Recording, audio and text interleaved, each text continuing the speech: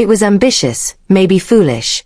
KPop Demon Hunters co-director on its success, a sequel and the human touch in animation. We had absolutely never imagined that it would circle the globe the way it has, says KPop Demon Hunters co-director Chris Appelhans to Screen over an early morning Zoom call from Los Angeles. The animated musical fantasy film became Netflix's most streamed and popular title, retaining its spot in the top 10 4 months after its release in June this year. It is not just the film. The K-pop Demon Hunters soundtrack, featuring the fictional pop groups HUNTR/X and Saja Boys, has surpassed some of the biggest names in K-pop.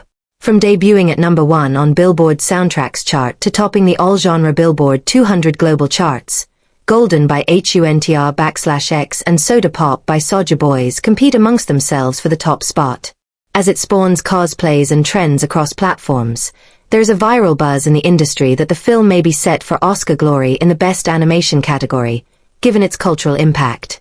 It's always wonderful to hear that stuff, says Chris Appelhans, who adds, the whole time we were making the movie, we felt like this is very ambitious, and we might be really foolish for trying to do all this. It was really hard the whole time to juggle all those elements and to balance all of it nicely.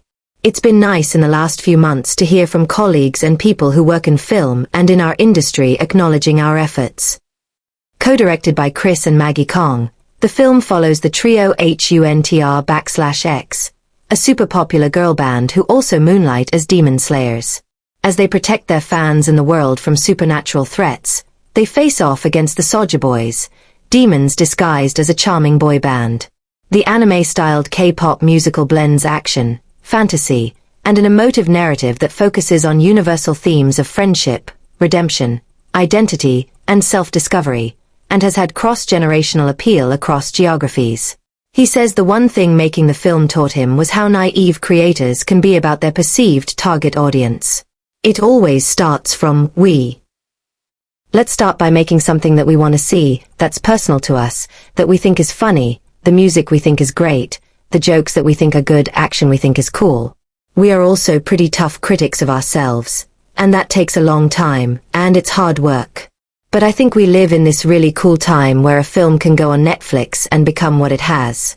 I have personally loved videos of fathers watching the film over their daughters' shoulders as they prep dinner. I think that ability to pull in an audience who didn't know they would like this movie, who couldn't maybe see past the name at first because it's in everybody's houses, is incredible. The story was conceptualized by Maggie Kong, a Korean American, whose initial impetus came from representation, to have something culturally set in Korea that had not been seen before. As she deep dived into Korean folklore and mythology, the female shamans who often used music and dance to heal and ward off evil became the inspiration for Rumi, Zoe, and Mira, who form HUNTR/X, girls who slay as well as stay together.